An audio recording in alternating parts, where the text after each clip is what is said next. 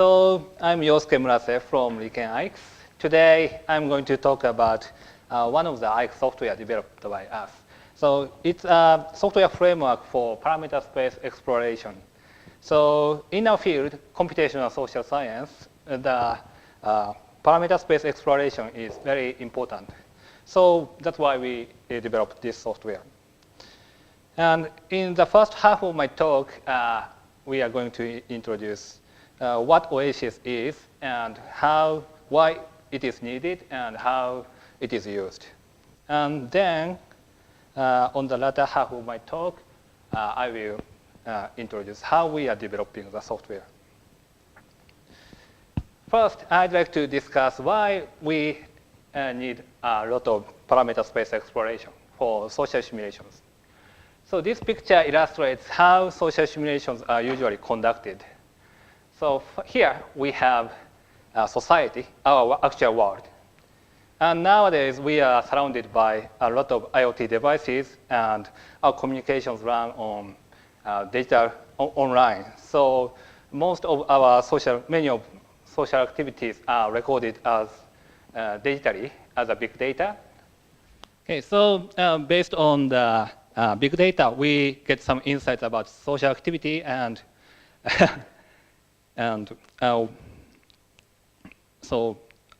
we get some insight.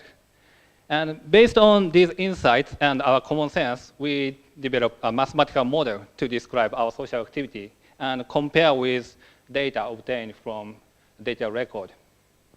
And if it is possible, we conduct some social experiments to verify our findings. So the whole process is very similar to that for natural sciences, but there are several problems which is specific to social science. So one of the biggest problem is undetermined model. So for the physical systems, we have very solid first principle equation like Newton equation or Navier-Stokes equation. But of course, we don't have such solid equation for social activities. And another problem comes from boundary condition, because our society is not in isolated laboratory, so we don't have a fixed boundary condition. And nowadays we have various kind of big data, but usually such big data is incomplete because of technical and privacy issues. So, even if we construct a mathematical model, so it doesn't give us a accurate prediction of our future. So it's just one of the possible futures. So in order to get something meaningful, we have to do a lot of simulations based on various assumptions and various possible settings. And so this pseudocode describes how we conduct research to do a lot of parameter space exploration. First, we find a problem to solve, and we consider a model, and write a source code to simulate model, and then write a script for analysis. And here we go into a loop. In this loop, we select a parameter set and execute simulation run, and take a note to remember what we are doing. And here we have to wait for the completion of the simulation runs, which may take minutes, hours, or days, depending on the computation scale. And after the computation finished, we have to download the simulation results to suitable folders and keep a note to remember what we finished. And we analyze the results and create a graph, and we have a visual inspection on that. And then, based on that result, we go back to the top, and we select another parameter set and repeat until we have sufficient results. And if it's and then we write a paper and we present our findings in a meeting. So these blue regions are very productive and essential part of the research activities, but this red part tends to be a bottleneck, because we have to compare many models, parameters, and jobs, and such repetitive tasks is prone to human errors. And even worse, iteration can be longer as the amount of computation grows. So if we naively conduct simulations, then we are overwhelmed by the amount of files and directories, and we will get exhausted. And so this process is not very easy to automate because we have to log into remote server via SSH, which is not very easy to automate. And another bad thing comes when we find our bug in our simulation code. So we must repeat the whole process after we find a bug.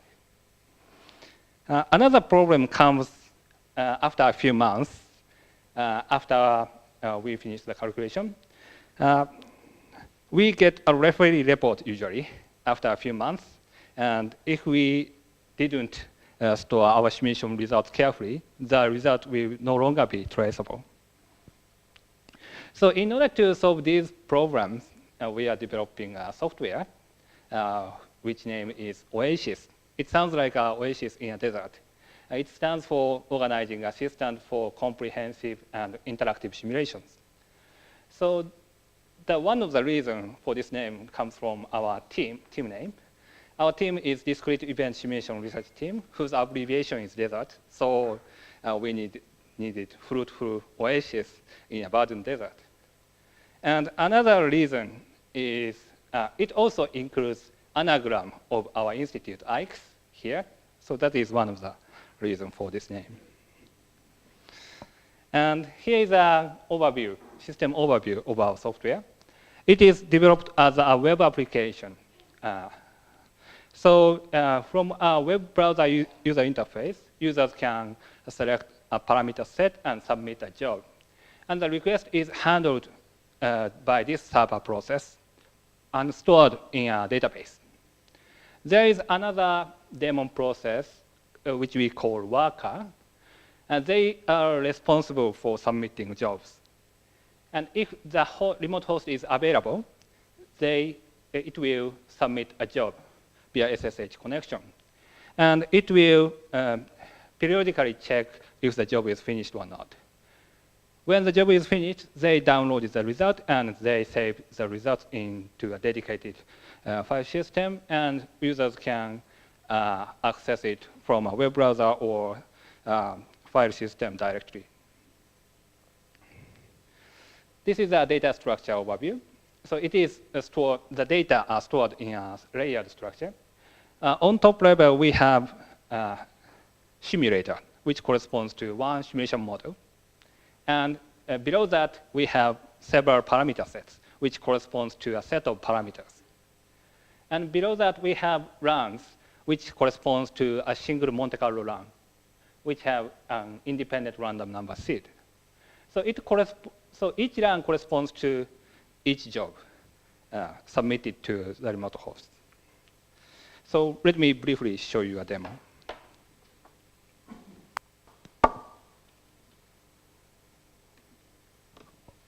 So this is the top page of OACIS. So if you launch OACIS, you will find this kind of list of simulators. And I already registered various kinds of simulators here. And if we select one of them, we have a lot of list of parameter sets. And if we check it, and we have a list of runs. And here, we can access to the result of each run. And not only the result, but also the rows, such as when it is submitted and when it is executed, and how long does it take. So all the records are saved in the database automatically. And OACIS also provides some user interface to check the results efficiently. So checking the results one by one is very tedious. So we have some functionality to correct the relevant result. So if we choose x-axis, one of the parameters, and if we choose one of the results, which is an output of the simulator, we can easily create this kind of graph. So each point corresponds to a parameter set. So if we plot this, OACIS collects all the relevant information from the database and plot in this way. And the result is not always a scalar value. And sometimes each simulation job makes a plot or a snapshot.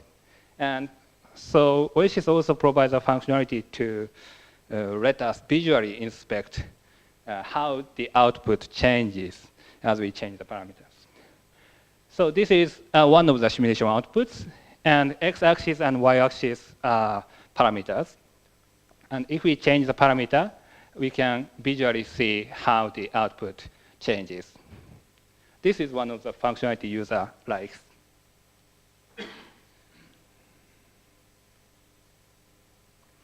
Okay, so I'm going to explain how the jobs are executed by OACIS. So in OACIS, we register a command line to execute a simulation program, not a binary program itself. So in this way, OACIS create a shell script based on the registered command, and then submit it to the remote host. So users are supposed to prepare simulation program in advance. This way, so because simulation program is executed as an external process, users can implement it, simulators in any language. You may write in C++ or Fortran or Java. And we also provide APIs in scripting language and Ruby. And with these APIs, you can automate the operation of OACIS using script language. So this is a sample of parameter sweep in two-dimensional parameter space. And here are the list of use cases. So it is used for various applications, including modeling of social networks and agent simulation of financial markets, simulation of traffic and pedestrians. And it is also applied to complex systems and simulation of rescue robots. And the application is not limited to social simulations. It is also applied to molecular dynamic simulation of granular material and first principle calculation of condensed matter. So I'd like to introduce a few applications. The first application is agent simulation of evacuation from tsunami. So they did some agent simulation of evacuation. And they assumed that some kind of a big earthquake happened. And they have to escape to a higher place to escape from tsunami. And so in case of big earthquake, some of the bridges may be not available because of the damage, and some of the road is available or may not be available. So we can consider various kinds, huge amount of possible scenarios. So what they did is to do a lot of simulations in sampling parameter space and statistically analyzed which factor is important for the evacuation duration. And they identified this bridge and this bridge is pretty important to determine the evacuation speed, while this bridge is not very important. This is another application, which is another application to material science. So these researchers conduct a first principle calculation for different 600 materials. And so they wanted to make a database. And using that database, they used that data as a data set of a machine learning technique and in order to identify the key factor to realize expected property. So the problem is that they need to do some kind of convergence calculation, and they need to tune parameters for each material. So, and we have to try various parameters. So what they did is to prepare the list of candidates for parameters for each material, and OACIS tries one by one for each material automatically. So using them, they succeeded in calculating most of the material properties. But some of them failed. So for those they failed, they used manual tuning as a fallback. Okay, so I'm also going to briefly show how we are developing OACIS. So this is a development history of OACIS. We have started the development in the April of 2013, and the first open source version was released in 2014. And we incrementally updated the OACIS. And here we have major version up. And now we are preparing for the next major version up, version 3.0. And in addition to the development of software, we are regularly organizing tutorials, which looks like this. And I'm going to explain about the software stack. So our software is heavily dependent on open source frameworks and libraries. So our software is developed in Ruby, and it is developed on Ruby on Rails framework, which is one of the most standard web application framework. And we used MongoDB and other open source libraries. To pack this environment, we also used Docker technology.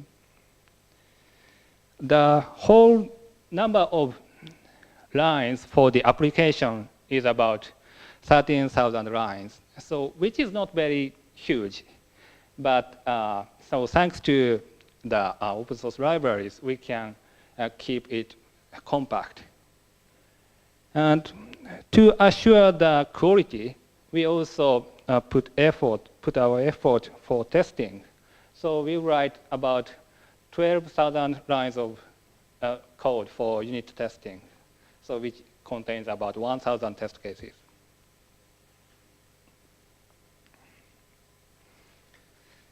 And so, in my view, the most important part of software development is to identify what is needed, what to make. And so, otherwise, we have to develop useless things. So we began with the smallest features that is needed by real applications. Initially, the sample users are ourselves. So first, we began the development with the smallest set of features that is needed for ourselves. And then we incrementally involving our nearby researchers for our use case, and gradually improving added features. So, and because we want to make it as small as possible, we did not append features until it is really necessary. So OACIS has a large potential to contribute to various fields, I believe, and because space exploration is a common problem in various fields. But we must admit we have a problem of initial configuration cost. Because OACIS is supposed to combined with simulator provided by users, and the job must be submitted to a host, and the remote host might have a job scheduler which has own dialect. So we have to set up the whole environment-specific things to conform to the specification of OACIS. So it requires writing some small shell scripts or Ruby scripts. But it is not a big deal from our point of view, but for most users, it is problematic because what they want to do is to do their research. And using the software is not they are not interested in using the software.